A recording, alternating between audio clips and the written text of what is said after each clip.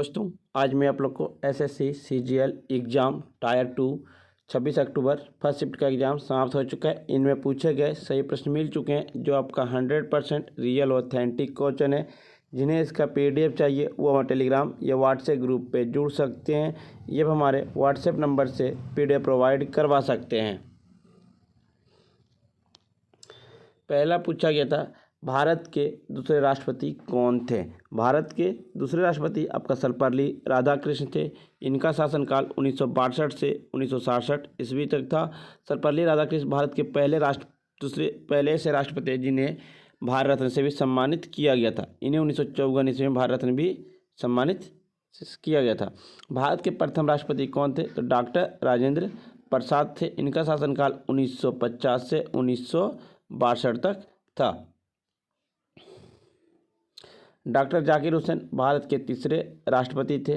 बीबी गिरी भारत के चौथे राष्ट्रपति थे। डॉक्टर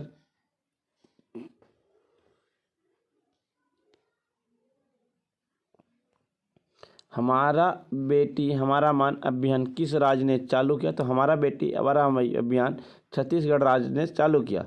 छत्तीसगढ़ सरकार ने महिलाओं सुरक्षा पर हमारा बेटी हमारा नाम से एक अभियान शुरू करने का फैसला लिया गया। यह आपका स्कूल कॉलेजों जाने वाली लड़कियों के लिए सुरक्षा के अभियान से चलाई गई योजना है। छत्तीसगढ़ की राजधानी रायपुर है। छत्तीसगढ़ के मुख्यमंत्री भूपेश बघेल हैं। छत्तीसगढ़ की राज्यपाल अनुसुईया उइके हैं। एक पूछा, बादशाह नाम किसने लिखा। बादशाह नाम आपका अब्दुल हामिद लोरी ने लिखा है। बादशाह नाम आपका मुगल सम्राट शाहजहां के शासन काल के आधिकारिक इतिहास की शैली के रूप में लिखी गई एक पुस्तक है। बादशाह नाम के लेखक अब्दुल हामिद लोरी है। अब्दुल हामिद लोरी शाहजहां के काल में एक यात्री और इतिहासकार थे जो बाद में शाहजहां के दरबारी इतिहासकार बने। उन्होंने इस पुस्तक में शाहजहां के शासनकाल के पहले 20 वर्षों के दौरान जीवन और गतिविधियों के बड़े विस्तार का वर्णन किया है। अबुल फजल अकबर के दरबार के 9 रत्नों में से एक थे। वह अकबरनामा और आईनी अकबरी लेखक थे। उन्होंने बाइबल की फारसी भाषा में भी अनुवाद किया है। गुलबदन बेगम का जन्म 1523 ईस्वी में अफगानिस्तान में बाबर दिलदार बेगम के घर में हुआ था। उन्होंने फारसी भाषा में हुमायूं नामक पुस्तक की रचना की थी। जियाउद्दीन बोरनी वह एक मुस्लिम इतिहासकार और राजनीतिक विचारक था। मोहम्मद बिन तुगलक और फिरोज शाह के शासनकाल के दौरान दिल्ली सल्तनत में रहते थे। उन्होंने 1357 में सुल्तान फिरोज शाह तुगलक के शासनकाल के दौरान तारीख़ फिरोज शाही पुस्तक की रचना किए थे। 2011 के जनगणना के अनुसार महिला और पुरुष साक्षरता दर में सबसे ज़्यादा अंतर किस राज्य का था, तो आपका राजस्थान का था। राजस्थान में देश में पुरुष महिला साक्षरता दर में सबसे अधिक अंतर होने का संदेह जो राष्ट्रीय औसत 16.7% के मुकाबले 28% है।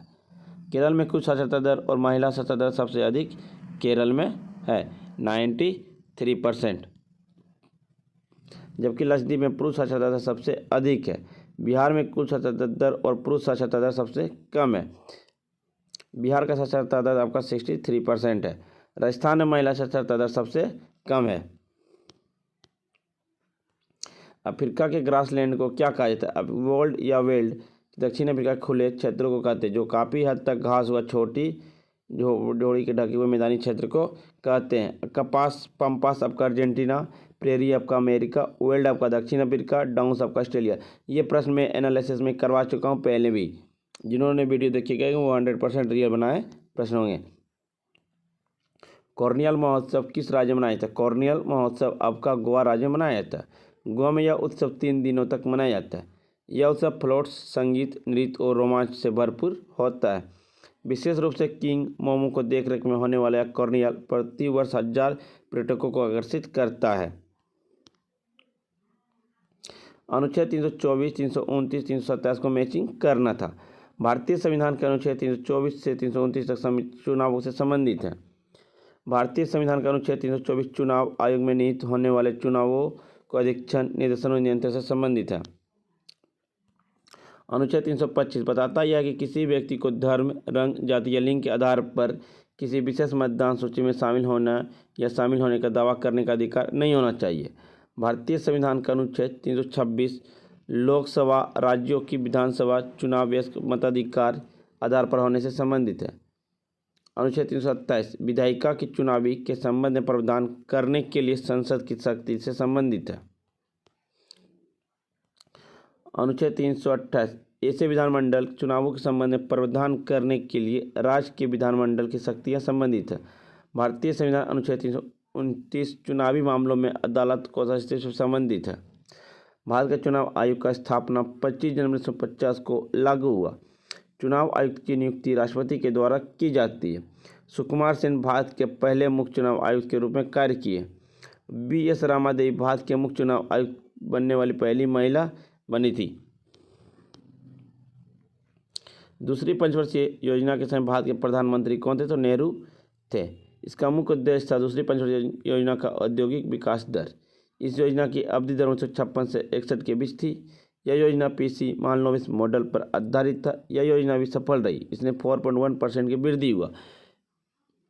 पहली पंचवर्षीय योजना कब से कब तक थी? तो पहली पंचवर्षीय योजना आपका 51 से 56 तक था, जिसके अध्यक्ष आपका पंडित जवाहरलाल नेहरू थे।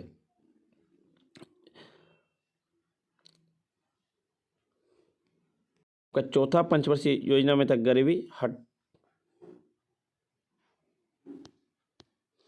एक है था इलायची का वैज्ञानिक नाम क्या था? इलायट्रियन कार्डमम। बूढ़ी गंडक नदी कहाँ से निकलती? तो नेपाल में हिमालय नदी से निकलती। गंडक परियोजना बिहार, उत्तर प्रदेश, नेपाल की संयुक्त परियोजना है। गंडक नदी पर सुरतपुरा नेपाल में जल विद्युत का उत्पादन किया जाता है। बांध बिहार का भेष लोतन वाल्मीकि नगर में भी बनाया गया। कोसी नदी आपका कोसी नदी या कोसी नदी नेपाल से निकलती है। सांगपो नदी आपका यरलुंग सांगपो तिब्बत के पश्चिमी भाग में कैलाश पर्वत और मानसरोवर झील से दक्षिण पूर्व में स्थित तमलुंग सो झील की उत्पन्न होने की एक नदी है। एक आता सार्वजनिक नींबू किस क्षेत्र में? तो महाराष्ट्र राज्य में पड़ता है। यह कुल 17.8% नींबू का उत्पादन किया जाता है। फिर महाराष्ट्र जहाँ 9.8% नींबू का उत्पादन किया जाता है।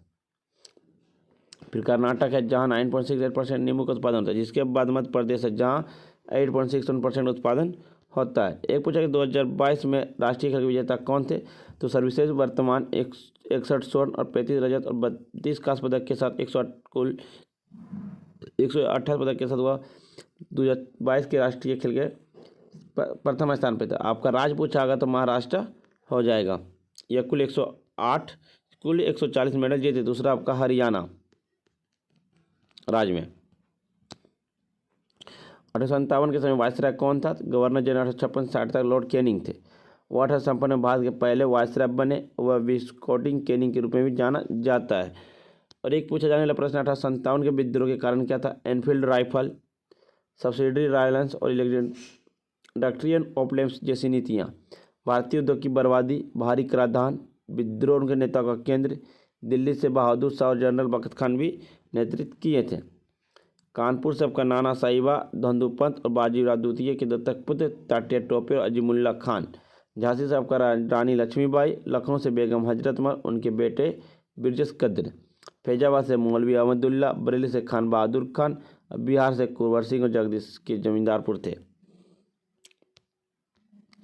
हर्षवर्धन के दरबार में कौन आया था? स्वयं उत्संग आया था। स्वयं उत्संग को तीर्थयात्री को राजकुमार के रूप में भी जाना जाता है। हंसोंग एक स्वयं संघ एक चीनी बौद्ध भिक्षु था जिन्होंने बौद्ध धर्म ग्रंथों को प्राप्त करने के लिए राजा हर्षवर्धन के शासनकाल के दौरान चीन से भारत की यात्रा की थी। एक आता है इकोनॉमिकल गौरियाला की लंबाई कितनी? तो दिल्ली कोलकाता से 1453 kilometre, Chennai Mumbai 1290 kilometre, Kolkata Chennai 184 kilometre, Mumbai Delhi 1419 kilometre. एक आता किस राज्य में महिलाओं के लिए एक दिन का असेंबली रिजर्व डे घोषित किया? तो उत्तर प्रदेश राज्य ने घोषित किया है। फ्रेंड्स, आपको वीडियो पसंद आई हो तो लाइक शेयर सब्सक्राइब जरूर करें। और जिन्हें इसका PDF चाहिए हुआ हो टेलीग्राम या व्हाट्सएप ग्रुप पे जुड़ सकते हैं। डिस्क्रिप्शन लिंक दे दिया गया है। तब तक के लिए धन्यवाद फ्रेंड्स आपको।